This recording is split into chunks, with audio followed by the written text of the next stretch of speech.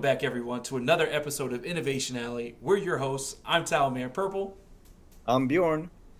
and today we're going to go over two of the Archazia Island Set 7 different deck lists that we brought to the table.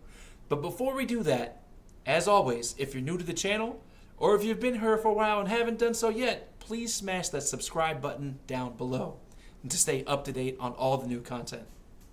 Which is 2 Innovation Alleys every week. 2. All right. Now to kick us off, Bjorn, I see that you brought Murple back to the table for Set 7. Oh yeah. Tell us about it. Mufasa, Purple, Murple. It's easy, right? Start us off with the 1-drops. We got the classics. We got Daisy Duck, because she has great stats, a quest for 2. We got Diablo, because when he gets banished, you may draw a card. You don't even need to quest with him like you do with the followers in Broom. Nope. Just whenever he gets gone, that's when you draw a card. We got Pascal, because he's evasive. And he can hit other evasives, especially if you got a crab. Ooh. Then we got Lilo for 2-drops. She comes back. I think she's in some games she's not good, and you will never bring her back. But in some games she's really good, and you'll bring her back a lot. So you can ink her if you don't want her. It's no big deal. Right. And She's she quests the for 2, so she's never-ending story. never bad. Never bad. She quests for 2. Piglet. Quest for 3. I mean, we have 12 1-drops, so yeah, Piglet will be able to quest for 3, no problem.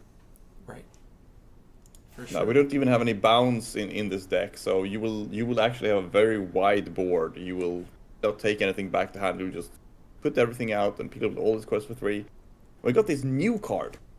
This new card from Set 7 called, I don't know how to pronounce it, but Honey Marin. Yep. Honey Marin. That is correct. Northuldra Guide. I'm sorry, I have not seen this movie, wherever this is from. Please tell us below in the comments. We have no idea what this is, where it's from. But when you play this character, if an opponent has an exerted character in play, gain 1 lore. So it's basically the same thing as the White Rose, because when will your opponent not have an exerted character? Honestly, they'll always. Yeah. And then for the 3-drops, we got Merlin Crab there. He's really great for, especially with the 1-drops, right? Because Daisy Duck goes from a 1/4 to a 4/4. Yep. Diablo becomes a 3/1 that you can just sacrifice into something and then draw a card off of it. And Pascal becomes an evasive 4/1, which means that he can, for example, trade himself for a genie, which, if you ask me, that's a pretty good trade. For sure. Then we got the White Rose. Simply when you play this character, you gain a lore, so, gaining lore is fun. We like that. Always good. For the 4s now, we got this new dual color card, Pascal, right? We got Amber, we got Amethyst on the same card. You can only use this in an Amber Amethyst deck, and I think it's great because it quests for 3 and it has evasive. There's another card that quests for 3 and is evasive and it's a 3/3, and that's Ray, which is a 5-cost card. This is a 4-cost card. This will get out 1 turn cheaper, so I think this is great. Very powerful. It is indeed. I look forward to playing it. All right. Hell yeah. Yeah, and Rapunzel. And if you don't have a Rapunzel at home, it's okay. You can, slot her out for something else. But in certain matchups, especially against Steel, she can definitely save your life by both healing something and drawing you more cards. Yep, that's for sure. Rapunzel's a staple in every Amber deck. Yep. Same thing with Genie. I mean, this is an Amethyst deck, so of course we have 4 Genies. Another staple. I mean, I'm sure you can have like Rabbit instead if you want, but I like him because he quests for 2. Rabbit quests for 1, so a bit more of the aggressive approach. And he's evasive too, so he's a little bit harder to take out. So I really like Genie, yep. And of course, Merlin Goat. I mean, he 4/3. and he gains you 1 lore when he gets down, and he gains you another lore when he gets taken out. So we have all 12 of the characters that gain you lore when you play them. And I think you need that, because it's just so powerful to be able to, towards the end of the game, I'm at 17 lore. No, sorry, I play a Honey Maron and a White Rose and a Merlin Goat, and I just win from nowhere. Yeah, artificial organ is very, very important, especially in an aggressive approach. Yeah, and since in this deck we're only running characters, so we don't have access to, like gathering knowledge and wisdom, for example. So that's why we have it on the characters instead, because, of course, we are running Mufasa, trade leader, the star of the deck. When he's banished, you simply get a new character for free from the top of your deck. This is why we only have characters. You can have maybe a couple non-characters if you want, but I like having 60 characters. I feel like it's nice. And almost all of these characters are really good when they come down, right? For example, imagine if you just get a free genie. So he first draws you a card, and then he's an evasive quester. I mean, what are they going to do, right? Yeah, pretty much. I mean, or you have Crab, the Rose, Rapunzel, Genie, Goat, another Mufasa, or any of the next two cards that you're going to go over. Oh, yes. Belle is very powerful. Some people prefer having her just as a 2-off. I would say if you think of adding in some other cards, maybe you can cut 1 or 2 bells. But she's very powerful in that she can move 3 damage from one character to the other. It can be either from the opponent's character or your character to one of your opponent's characters. So basically you heal something and take out something else, which, is as close to removal as we come in this deck, because, we don't have Ruby, we don't have Steel. We're working with what we got. Right. Simply. Yeah, I mean, between the Bell, the Crab, and the next card, I mean, your removals are on bodies. So yeah, can't absolutely. Go wrong. They're on. And the last is Elsa. Yeah. Elsa is a rush character. Staple. Yeah. Absolutely. She's evasive, so she can take out evasive characters. And when you play this character, exert chosen opposing character. So I don't know if the opponent is also playing an aggressive deck and also has a piglet. No, they don't. Not anymore. Sorry, you never got the quest. Nice knowing you. It's just great. And, you can follow up that, Elsa, with either playing a Rapunzel on her, right? Because she's evasive, so she won't be taken out in revenge after she's been challenged. Next turn, you can play a Rapunzel to heal her and draw cards, or you can simply play a Belle and move the damage from the Elsa to one of their opponent's characters and take that out as well. Yeah, I think this Pascal is a great addition from the transition of your set 6 version to the set 7. Oh, yeah. Because now you're just adding another 4 copies of evasive characters that are extremely threatening. Very, very potent. Yeah, and one thing to note is that if the opponent has an Elsa, which they will if they're playing Amethyst, Pascal doesn't get taken out. Pascal has 3 willpower. Elsa only has 2 strength, so he's gonna be fine. Yep. And then next turn, you can either play Belle to move that damage to someone else, or you can play Rapunzel and heal that damage and draw cards. Again, it's our evasives can live for a long time as one. Oh, for sure. The fact that it's Pascal quests for 3 is it's gonna make our deck a whole lot faster. So I firmly believe in Murple for Archazia. Absolutely. Perfect. So what do you got going on? I also saw that you had something like mine, some kind of aggro-y, mid-rangey deck going on. Yeah, maybe we might have dipped our toe into the waters of Sapphire Steel. Yeah. Okay. But it's not, it's not. It seems a little bit questy for being Sapphire Steel, I would say. Yeah, so it's more, I guess you could say it's closer to along the lines of like a Kiwi Bird style of Sapphire Steel. Yeah, it's a bit more aggro, but not super fast, yeah. Right. But we also have some new additions that make some minor adjustments to this deck. Yeah. So absolutely. We start off with Robin Hood, the 1-drop, which would obviously lead into the shift target, right? Shift Robin Hood is super good. And then Robin Hood at home with Calhoun. Oh, Two yep, two cost, same resist thing. one. Same Yeah, I mean, basic ability of Robin Hood.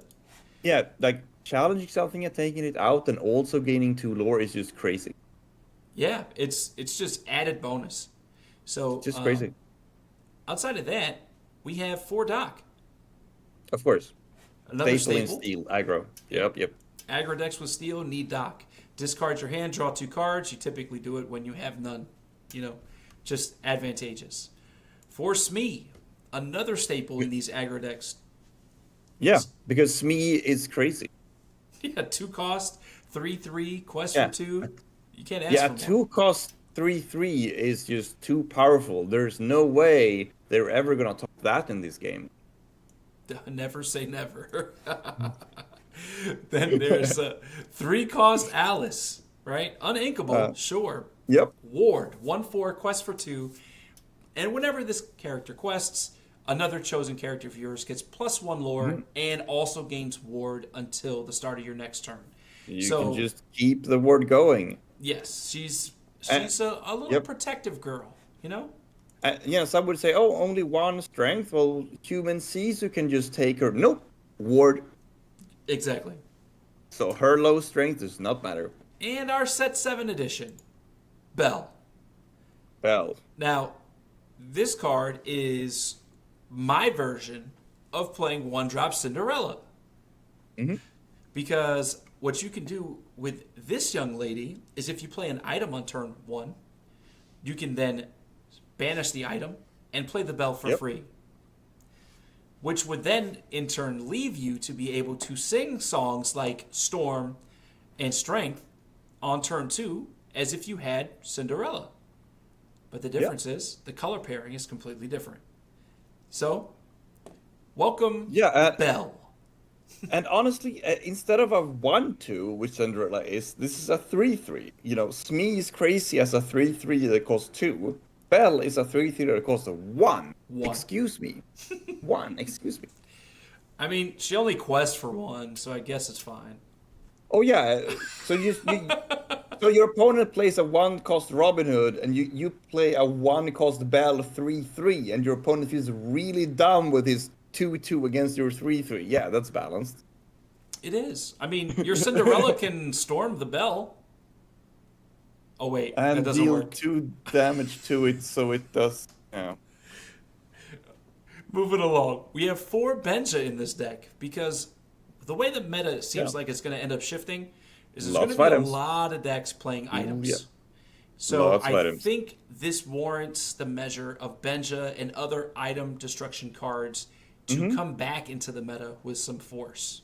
And though Benja is a 3-cost 2/3, it also quests for 2 on top of the item banishing. So it does apply that extra lore pressure to help you try to win the game faster. Yes, exactly. So you have that kind of fast gaining lore plan. Yep. And then there's also Lawrence. It's a 4/4, 3-cost, quest for 2. Obviously, if it's damaged, it's got a 0 power. Very nice.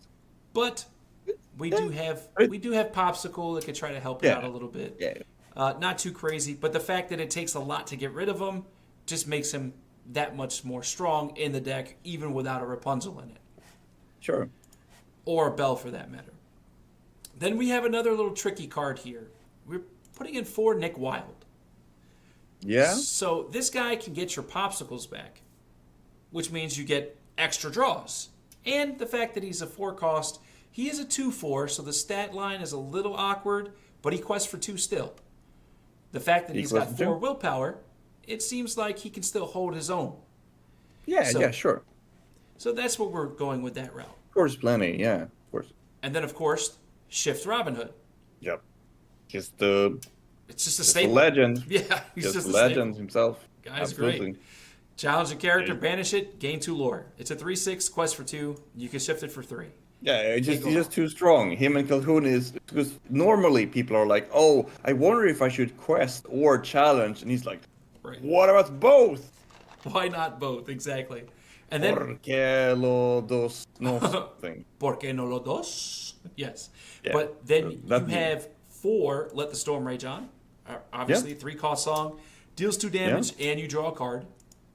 And then we have 4 Strength of a Raging Fire. So same cost, same singing. Right. But it deals damage equal to the amount of characters you have in play. And you probably have a lot, because you have a lot of characters. And the reason why there's specifically 3-cost songs has to do with the fact that Belle is a 3-cost, right? It's easy to view her as a 1-cost, but she's not a 1-cost. She's actually printed as a 3-cost. So she can sing all those songs on turn 2, just like Cinderella can. Yeah, my blue Cinderella can sing them. Yes. I mean, Belle. Yep.